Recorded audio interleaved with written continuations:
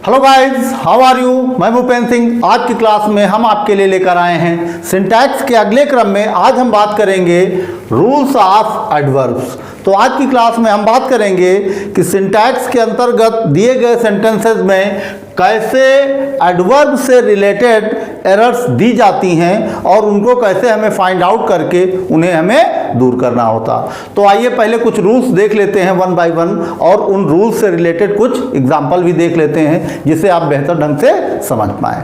तो पहला रूल्स है, एडवर्ब को सदैव उसी शब्द के समीप प्रयोग करना चाहिए जिसकी वह विशेषता प्रकट करता हो, क्योंकि एडवर्ब की पोजीशन के अनुसार वाक्य का अर्थ बदल जाता है। कहने का अर्थ हुआ कि जो हमारा एडवर्ब जिस वर्ड की भी विशेषता बतला रहा होगा उसी वर्ड के नज़दीक हमें उसे प्रयुक्त करना होता है। अगर ऐसा हम नहीं करते हैं तो दिए गए सेंटेंस में एडवर्ब की अगर हम पोजीशन चेंज कर देते हैं तो उस एडवर्ब की पोजीशन के अकॉर्डिंग सेंटेंस का जो भाव होता है वो भी बदल जाता। तो जैसे एग्जाम्पल के लिए हम देखते हैं, मान लीजिए एग्जाम्पल दिया हुआ है, I regularly told him to write. मान लीजिए एग्जाम्पल दिया गया है कि आई रेगुलरली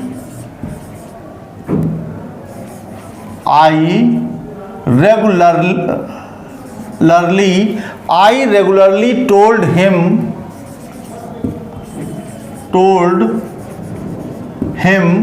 टू राइट। तो ये हमारा सेंटेंस हुआ। अब इसमें हम पाते हैं कि हमारे सेंटेंस में जो हमारा एडवर्ब यूज हुआ है वो एडवर्ब हमारा है रेगुलरली। तो सेंटेंस का मतलब हुआ, अर्थ हुआ कि आई रेगुलरली टोल्ड हिम, मैं उसे रेगुलरली मैंने उसको बताया क्या कि टू राइट, अर्थात लिखने के लिए मैंने उसे लगातार बताया कि वो लिखे। अगर यही रेगुलरली, क्योंकि रेगुलरली विशेषता बतला रहा किसकी, टोल्ड की, मैंने उसे रेगुलरली या लगातार बताया, अगर यही रेगुलरली हम टोल्ड के समीप ना रख करके राइट के समीप रखते हैं तो सेंटेंस क्या बनेगा कि I told him to write regularly, अर्थात मैंने उसे बताया कि वो निरंतर लिखे। लेकिन सेंटेंस के भाव तब बदल जाएंगे। अब सेंटेंस का अर्थ है कि मैंने उसे लगातार कहा, काहे के लिए, लिखने के लिए। और अगर रेगुलरली यहां से हटा के हम राइट के पास लिख देंगे तो सेंटेंस का अर्थ बदल जाएगा, फिर हो जाएगा कि I told him to write regularly, मैंने उसे बताया कि वो रेगुलरली लिखे। तो यह ध्यान रखना होता है कि हमें एडवर्ब वहीं प्लेस करना होता है या उसी वर्ड के समीप प्लेस करना होता है जिस वर्ड की वो विशेषता बतला रहा हो। मान लीजिए दूसरा एग्जांपल दिया है कि I only met him once. दूसरा एग्जांपल दिया हुआ है, I only met him, I only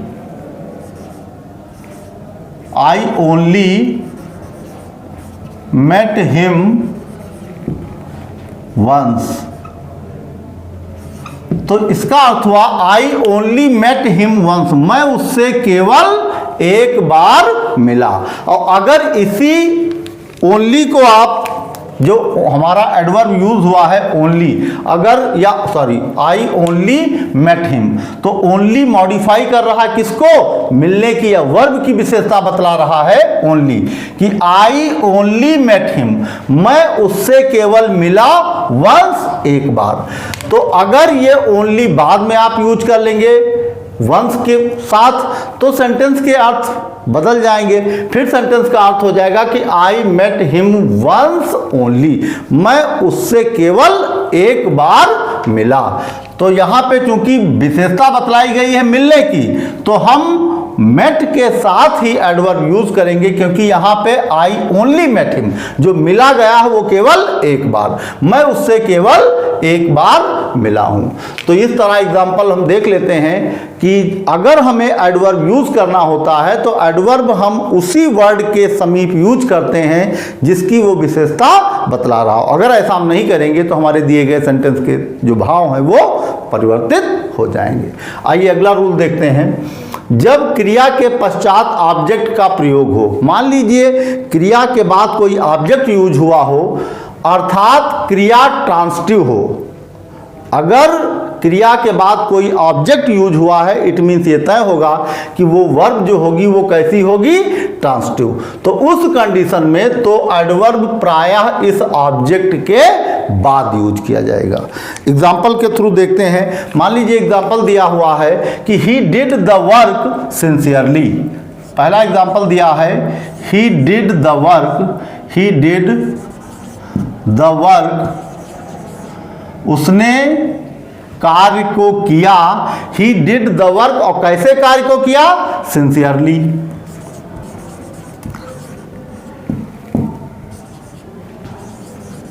he did the work sincerely, उसने कार्य को कैसे किया, सिंसियरली किया। और इस कंडीशन में सिंसियरली, तो यहां पे हम देखते हैं कि जब क्रिया के पश्चात कोई ऑब्जेक्ट हो तो ये जो वर्ब हमारी है ये कैसी वर्ब है, ट्रांसिटिव, क्योंकि ही डिड, उसने किया, और क्या किया, जो भी कार्य किया। तो ये वर्ब ऐसी है कि जो ट्रांसिटिव है, इसके साथ किसी ऑब्जेक्ट की आवश्यकता है। तो यहां पर वर्ब के बाद ऑब्जेक्ट यूज हुआ है द वर्क, तो ही डिड द वर्क। अब वर्ब, जब चूंकि वर्ब हमारी कैसी यहाँ ट्रांसिटिव है, तो उस कंडीशन में जो भी हमारा एडवर्ब यूज होगा उस ऑब्जेक्ट के बाद, तो यहां पे एडवर्ब हमारा कौन सा यूज हुआ है, सिंसियरली, और जो हमारा ऑब्जेक्ट है वो क्या है, द वर्क। तो द वर्क के बाद हमारा एडवर्ब यूज हुआ है। तो यहां पर he did the work sincerely, उसने जो कार्य किया वो सिंसियरली ये कार्य किया है।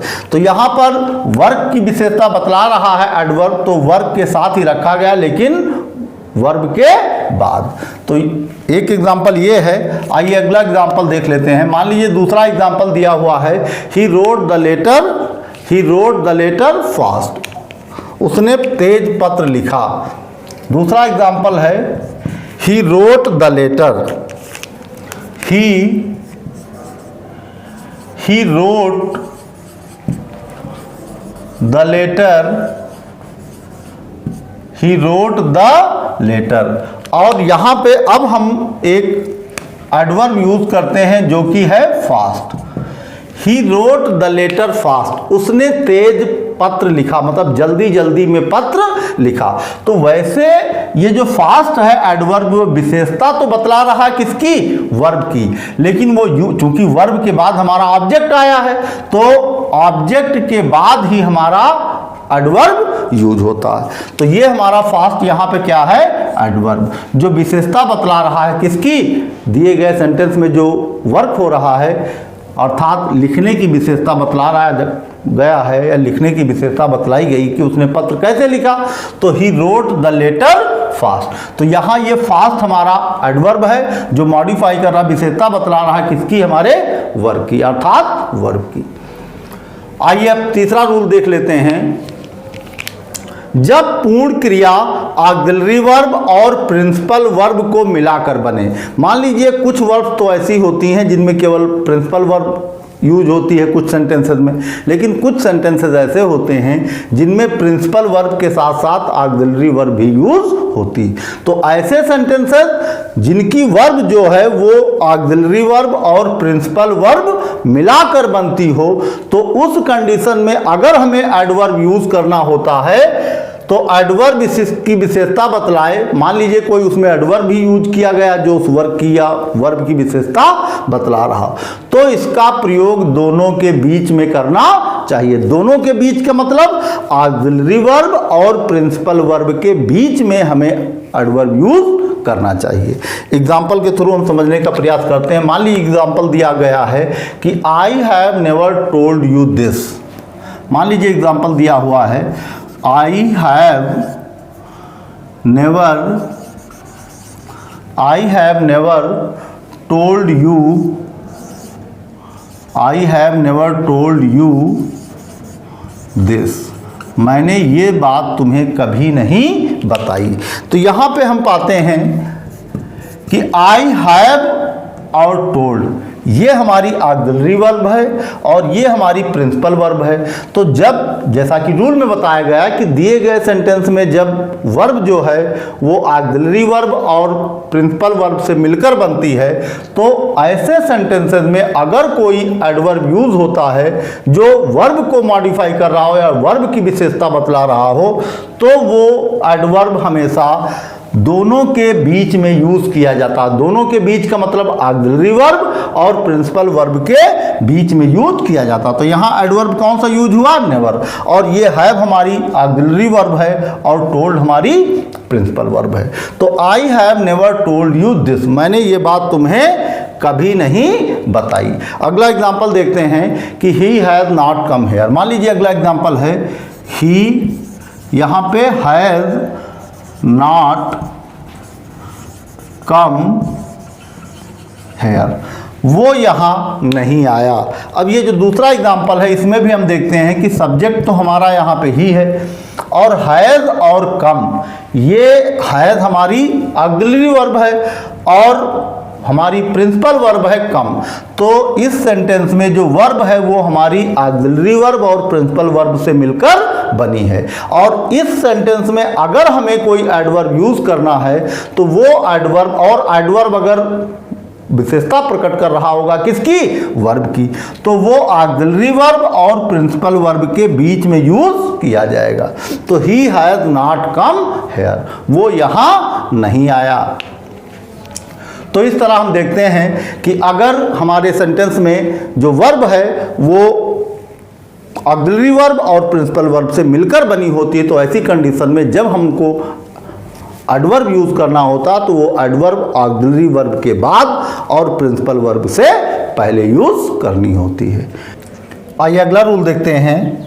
जब एडवर्ब वाक्य में किसी एडजेक्टिव या दूसरे एडवर्ब की विशेषता बतलाए, मान लीजिए दिए गए सेंटेंस में कोई एडजेक्टिव है या कोई एडवर्ब यूज हुआ है, अगर उसी की विशेषता कोई दूसरा एडवर्ब बतला रहा हो तो इस एडवर्ब का प्रयोग एडजेक्टिव या एडवर्ब के तुरंत पहले किया जाना चाहिए।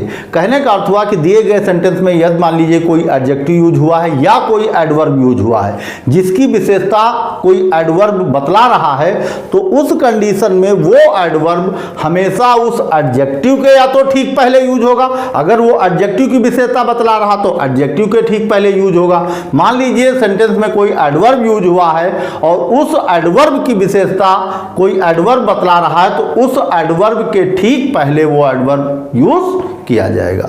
तो एग्जांपल के थ्रू हम समझने का प्रयास करते हैं। मान लीजिए दिया गया है example, such a work is often. मान लीजिए एग्जांपल पहला दिया है कि सच अ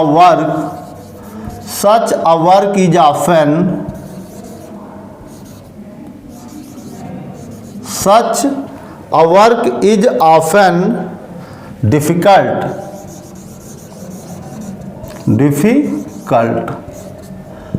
मतलब ऐसा जो कार्य है वो अक्सर कैसा होता है? डिफिकल्ट होता है। तो यहाँ पर हम पाते हैं कि कार्य की विशेषता अक्सर क्या है? डिफिकल्ट। तो यहाँ जो ऑफन यूज हुआ है ये हमारा क्या है? एडवर्ब। क्योंकि सच अ वर्क, ऐसा कार्य, इज ऑफन डिफिकल्ट, ये अक्सर क्या होता है? डिफिकल्ट होता है। तो यहाँ पर एडजेक्टिव या एडवर्ब जो होगा उसके ठीक पहले उसकी विशेषता प्रकट करने वाला एडवर्ब यूज किया जाएगा। मान लीजिए दूसरा एग्जांपल दिया हुआ है कि दूसरा एग्जांपल है he could do it so easily, he could do it so easily, he could do it so easily.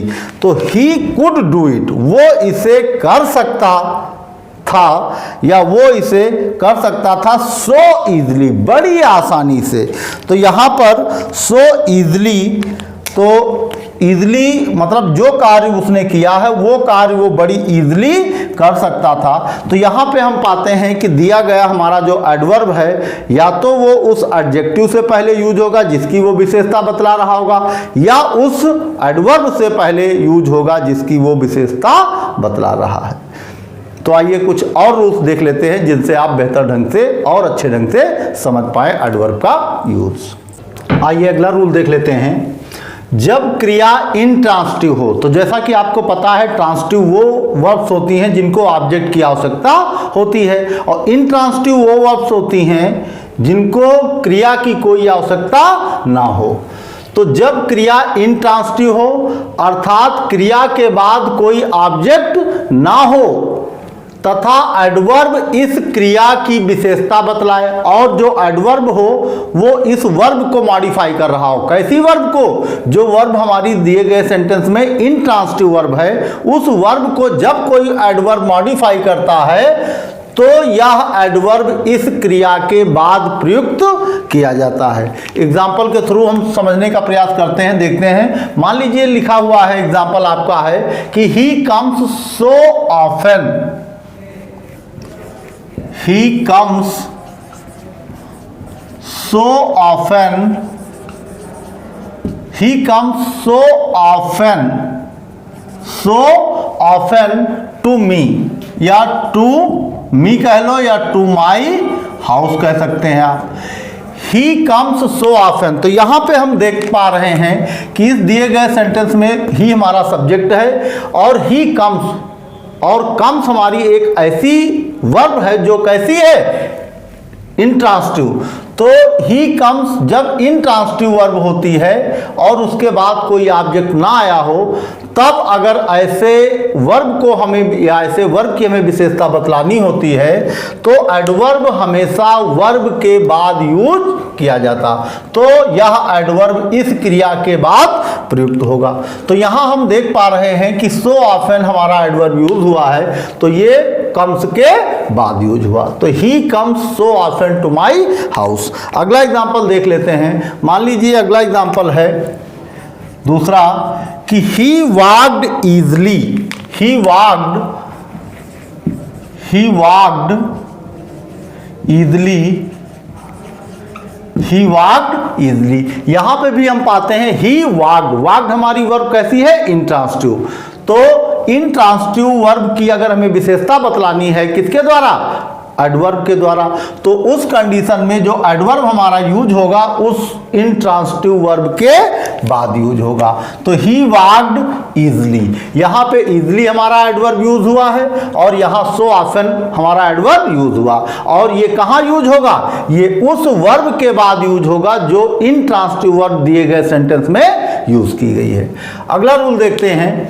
कुछ एडवर्ब्स जैसे कि आपका ऑलवेज है, इवर है, मेयरली है, नेवर है, नॉट है, ओनली है, एक्सेट्रा, प्रायः उन क्रियाओं या शब्दों के पूर्व प्रयोग होते हैं जिनकी ये विशेषता बतलाते हैं। तो कहने का अर्थ यहाँ पे कुछ एडवर्ब्स दिए गए हैं जिनमें ऑलवेज है, इवर है, मेयरली है, ऐसे कई सारे हमारे एडवर्ब्स हैं। तो ये एडवर्ब प्रायः उन क्रियाओं या शब्दों के पूर्व प्रयोग होते हैं जिनकी ये विशेषता बतलाते हैं। तो ये जो दिए गए कुछ एडवर्ब्स हैं, ये एडवर्ब्स जिस वर्ब की भी विशेषता बतला रहे होंगे उस वर्ब से ठीक पहले सेंटेंस में प्रयुक्त किए जाएंगे। एग्जाम्पल के थ्रू हम समझते हैं।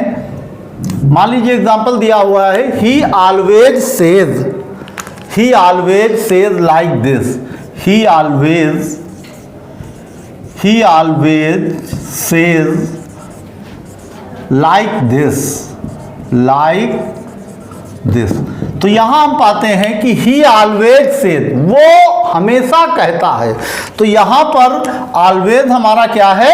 एडवर्ब्स है, और ये एडवर्ब विशेषता बतला रहा है किसकी? वर्ब्स की, जो कि यहां है हमारा सेज। तो यहां पे जैसा कि रूल बताया गया कि कुछ एडवर्ब्स होते हैं जिनमें ये दिए गए वर्ब एडवर्ब्स हैं, ये एडवर्ब्स जिन क्रियाओं की विशेषता बतला रहे होंगे उन क्रियाओं से ठीक पूर्व यूज किए जाएंगे। तो यहां ऑलवेज सेज की विशेषता बतला रहा, वर्ब यहां क्या है? सेज। तो सेज की विशेषता बतला रहा, इसलिए सेज से ठीक पहले हमारा एडवर्ब यूज किया गया। तो सेंटेंस बना हमारा ही ऑलवेज सेज लाइक दिस, वो हमेशा ऐसा कहता है। अगला एग्जांपल देखते हैं कि जैसे एग्जांपल अगला है, he often talks to me, या he often talk to me. अगला एग्जाम्पल देख लेते हैं। मान लीजिए एग्जाम्पल हमारा दिया हुआ है, ही ऑफन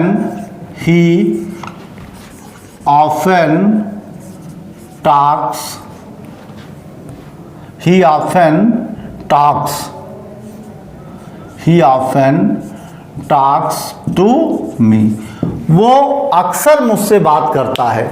तो यहाँ पे ऑफन हमारा क्या है, एडवर्ब, और ये एडवर्ब किसकी विशेषता बतलाता है, टॉक्स की या बोलने की। तो he often talks to me, वो अक्सर मुझसे बातें करता है। अगर यहाँ पे ही ना यूज करके आप दे यूज कर लें तो दे ऑफन, फिर यहाँ एस नहीं लगेगा, फिर they often talk to me, वे अक्सर मुझसे बात करते हैं। तो अगर यहाँ आप दे करेंगे तो यहाँ टॉक्स नहीं बल्कि टॉक होगा। और अगर यहाँ सिंगुलर का सब्जेक्ट, थर्ड पर्सन का सिंगुलर का सब्जेक्ट यूज हुआ है, इसलिए यहाँ पे वर्ब के साथ एस यूज हुआ। तो आप चाहे तो ये एग्जांपल ऐसे भी लिख सकते हैं, they often talk to me. आइए अगला रूल देख लेते हैं कि डबल निगेटिव का अर्थ अफर्मेटिव होता है। यदि किसी सेंटेंस में डबल निगेटिव यूज हुए तो डबल निगेटिव का मतलब अगर एक निगेटिव वर्ड यूज हुआ तो इसका मतलब सेंटेंस निगेटिव में गया। और अगर जब डबल निगेटिव यूज होते हैं तो पहले निगेटिव से सेंटेंस निगेटिव में जाता है, और फिर अगर निगेटिव यूज हुआ तो निगेटिव का उल्टा अर्थात सेंटेंस किस में आ जाता है, अफर्मेटिव में। तो कहने का अर्थ हुआ कि डबल निगेटिव का अर्थ अफर्मेटिव होता है। किसी भी सेंटेंस में जब डबल निगेटिव यूज होते हैं तो उसका अर्थ पॉजिटिव होता है, या आप कह लो सकारात्मक होता है, और इसलिए इन्हें उस समय प्रयोग करना चाहिए। अतः कि डबल निगेटिव हमें सेंटेंस में केवल उस कंडीशन में प्रयोग करना चाहिए जब हमें स्वीकारात्मक भाव प्रकट करना हो, अर्थात जब दिए गए सेंटेंस से हमें अफर्मेटिव के भाव प्रकट करने हो, उस कंडीशन में ही हम डबल निगेटिव सेंटेंस में यूज करते हैं। अगर डबल निगेटिव यूज करेंगे तो सेंटेंस का भाव कभी निगेटिव नहीं रहेगा, वो अफर्मेटिव ही हो जाएगा। तो एग्जाम्पल के थ्रू हम समझने का प्रयास करते हैं। मान लीजिए पहला एग्जाम्पल दिया हुआ है कि he did not find it anywhere, he did not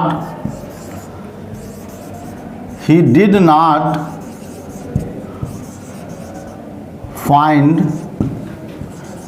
it anywhere। तो ही डिड नॉट फाइंड इट, यहाँ हम पाते हैं कि हमारे पास दो निगेटिव यूज हुए। डिड नॉट तो हमारा निगेटिव वर्ड है ही है, और एनीवेयर भी हमारा एक प्रकार से निगेटिव वर्ड ही कहलाता। तो यहाँ पर ही did not find it anywhere, अर्थात वो डिड नॉट फाइंड इट, कहीं नहीं ये चीज उसे मिली। He did not find it anywhere. तो अगर सिंगल निगेटिव यूज करेंगे तो सेंटेंस का भाव निगेटिव बनेगा। तो ही डिड नॉट फाइंड इट, इसी को आपको जब दिया जाता सेंटेंस तो सेंटेंस ऐसे होता है, ही did not find it everywhere, he did not find it everywhere, अर्थात उसने इसे कहीं नहीं पाया। तो वो भाव निकलते हैं निगेटिव के। लेकिन जब ही did not find it anywhere, तो यहाँ पे डबल निगेटिव जब सेंटेंस में यूज हुए वर्ड, तो उस कंडीशन में सेंटेंस के जो भाव होंगे वो अफर्मेटिव के भाव प्रकट होंगे। तो अगर एवरीवेयर लगा हुआ है तब सेंटेंस गलत होगा, तो उसको एनीवेयर अगर लगा होगा तो आप डबल निगेटिव मान के अफर्मेटिव के भाव मान सकते हैं, या अफर्मेटिव के भाव सेंटेंस प्रकट करेगा। आइए अगला रूल देखते हैं। इल्स के पश्चात बट का प्रयोग किया जाता है। दिए गए सेंटेंस में कहीं भी सेंटेंस दिया गया हो, अगर वहां आपको इल्स मिलेगा तो इल्स के बाद अमूमन आपको बट यूज करना पड़ता है। अगर आप ऐसा नहीं करेंगे तो सेंटेंस आपका इनकरेक्ट होगा। जैसे एग्जांपल के थ्रू हम देखते हैं। मान लीजिए एग्जांपल हमारा दिया हुआ है कि it is nothing else, it is nothing else. अब यहां पे एल्स मिल गया तो एल्स के पश्चात काहे का प्रयोग किया जाता है, बट का। तो it is nothing else but, तो एल्स के बाद हमें क्या यूज करना होगा, एल्स के साथ हमेशा हम बट यूज करते हैं। It is nothing else but a wrong story, but a wrong story, ये कुछ नहीं है सिवाय एक गलत कहानी के ये और कुछ भी नहीं। दूसरा एग्जाम्पल देख लेते हैं। मान लीजिए दूसरा एग्जाम्पल यहाँ पे दिया हुआ है कि he told me all ills but, तो जब इल्स लगेगा तो इल्स के साथ हमेशा आपको बट यूज करना पड़ेगा। जहां कहीं भी आपको इल्स मिले आप ये मान के लिए इल्स के तुरंत बाद हमें बट ही यूज करना पड़ेगा। एग्जाम्पल चाहे जो हो, जहां कहीं आपको इल्स मिलेगा इल्स के साथ आपको बट ही यूज करना होगा। तो आइए कुछ और रूल देख लेते हैं। अगला रूल है एडवर्ब इनफ का प्रयोग प्रायः उस शब्द के पश्चात प्रयोग होगा, या एडवर्ब जो हमारा इनफ है अगर ये किसी सेंटेंस में प्रयोग हो रहा है तो इनफ का प्रयोग केवल उस शब्द के बाद किया जाना चाहिए जिसकी ये विशेषता बतला रहा हो, या एडवर्ब जो इनफ है वो इनफ जिस वर्ड की भी विशेषता बतला रहा होगा उसके पहले प्रयुक्त नहीं हो सकता। ये जिसकी विशेषता बतलाएगा उसके बाद प्रयुक्त होगा, उसके पश्चात प्रयुक्त होता है जिसकी ये विशेषता बतलाता है। एग्जाम्पल के थ्रू देखते हैं। मान लीजिए कहा गया he was not foolish enough. Example है, मान लीजिए he was not foolish, he was not foolish enough, he was not foolish enough to do this, to do this, to do this. तो यहाँ पे हम पाते हैं कि इनफ हमारा जो है ये हमारा एडवर्ब यूज हुआ है, और ये इनफ जो हमारा फुलिश वर्ब है उस फुलिश की विशेषता बतला रहा। तो जैसा कि रूल में कहा गया कि इनफ का प्रयोग प्रायः उस शब्द के पश्चात प्रयुक्त होता है जिसकी ये विशेषता बतला रहा हो। तो ये इनफ जो है ये किसकी विशेषता बतला रहा? फुलिश की। तो जहां कहीं इनफ यूज होगा सेंटेंस में, ये मान के चलिए कि इनफ जिस भी वर्ड की विशेषता बतला रहा होगा, या दिए गए सेंटेंस में आपका जो एडवर्ब इनफ है वो जिस भी वर्ड की विशेषता बतलाएगा ठीक उस वर्ड के पश्चात प्रयुक्त होगा, उसके पहले ये प्रयुक्त नहीं हो सकता। अगर कहीं फुलिश के पहले अगर मान लीजिए हमने इसी इनफ को यूज कर दिया, कहां? फुलिश के पहले। सेंटेंस क्या हुआ? He was not enough foolish to do this. तो उस सेंटेंस में ये जो प्रयोग है इनफ का वो इनकरेक्ट माना जाएगा। तो इनफ हमेशा जिस वर्ड की भी ये विशेषता बतलाएगा ठीक उसके पश्चात प्रयुक्त होता है। एक एग्जाम्पल तो ये हुआ। दूसरा एग्जाम्पल और देख लेते हैं। सेंटेंस के भाव क्या हैं कि he was not foolish enough to do this, मतलब वो इतना भी मूर्ख नहीं है कि वो ये करे, अर्थात इसे करने के लिए वो इतना भी मूर्ख नहीं, या ये उतना भी मूर्ख नहीं कि वो ये करे। ही वाज था वाज यूज हुआ, तो he was not foolish enough, वो इतना मूर्ख नहीं था टू डू दिस कि ये कार्य करे। तो अगला एग्जाम्पल देख लेते हैं। मान लीजिए अगला एग्जाम्पल है it is good enough, it is good enough, it is good enough to recommend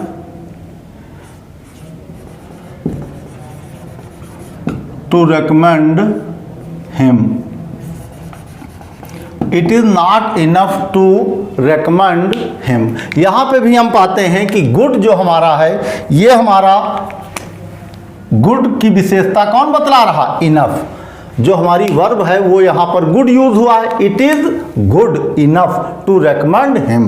तो यहाँ पर गुड की विशेषता कौन बतला रहा है? Adverb enough. तो इनफ चूंकि विशेषता बतला रहा है गुड की, तो गुड के पहले तो वो यूज हो नहीं सकता, उसे एटलीस्ट हमें यूज कहां करना होगा? ठीक गुड वर्ड के बाद। तो it is good enough to recommend him, और इस तरह ये सेंटेंस आपका सही हुआ। और जब सेंटेंस संबंधी एरर आपको दी जाती हैं सेंटेंस में एडवर्ब से रिलेटेड, तो इस इनफ की प्लेस चेंज कर दी जाती है, जिस वर्ड की वो विशेषता बतला रहा होता उसके इसे पहले यूज कर दिया जाता, और सेंटेंस देखने में आपको सही लगता, लेकिन एक्चुअल में ग्रामेटिकली वो सेंटेंस आपका इनकरेक्ट होता। तो ये चीज ध्यान रखिए, इनफ का यूज हमेशा जिस वर्ड की भी वो विशेषता बतलाएगा ठीक उस वर्ड के बाद यूज होता है। अगला रूल देखते हैं। यदि एडवर्ब किसी पूरे सेंटेंस या क्लास की विशेषता बतलाए। मान लीजिए कोई एक ऐसा एडवर्ब है जो या तो पूरे सेंटेंस की विशेषता बतला रहा हो, अगर पूरे सेंटेंस की विशेषता नहीं बतला रहा तो या मान लीजिए वो किसी क्लास की विशेषता बतला रहा हो, तो वाक्य में एडवर्ब सर्वप्रथम प्रयुक्त होगा। तो ऐसी कंडीशन में जो एडवर्ब होता है वो सेंटेंस के शुरुआत में ही हम यूज कर लेते हैं। किस कंडीशन में? अगर आपका एडवर्ब या तो पूरी क्लास की विशेषता बतलाए और या किसी दिए गए पूरे सेंटेंस की विशेषता जब बतलाता है हमारा एडवर्ब, तो उस एडवर्ब को हम सेंटेंस की शुरुआत में ही लिखते हैं। एग्जाम्पल के थ्रू देखते हैं।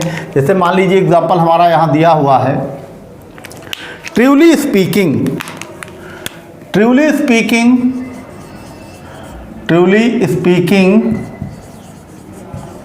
Truly speaking he is a hero, truly speaking he is a hero,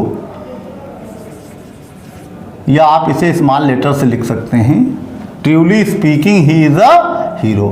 मतलब सच बोलने की वजह से या सच बोलकर ही इज अ हीरो, और ही इज अ हीरो ये क्यों है? इसकी वजह से है। तो यहाँ पे हम पाते हैं कि दिए गए सेंटेंस में जो हमारा एडवर्ब है वो एडवर्ब या तो सेंटेंस की या वो पूरी क्लास की विशेषता बतला रहा, तो उस कंडीशन में हम ट्रूली सेंटेंस के शुरुआत में ही यूज कर लेते हैं। ये हमारा क्या हुआ? यही ट्रूली हमारा एडवर्ब हुआ। मान लीजिए दूसरा एग्जांपल दिया हुआ है, hardly had I reach there, hardly, hardly, hardly had I reach there, hardly had I, hardly had I reach there, reached there before, या आप चाहो तो इसको when से कंजक्शन यहाँ पे when यूज कर सकते हैं। Hardly had I reach there, मैं मुश्किल से वहां पहुंचा, when the train arrived, when the train arrived, when से जोड़िए ज़्यादा बेटर होगा, when the train, when the train arrived, when the train arrived, when the train arrived, ARRIVED होगा, ई नहीं होगा, when the train arrived। और इस तरह दिए गए सेंटेंस में हम पाते हैं कि यहाँ भी हार्डली हमारा क्या है? हार्डली हमारा एडवर्ब है।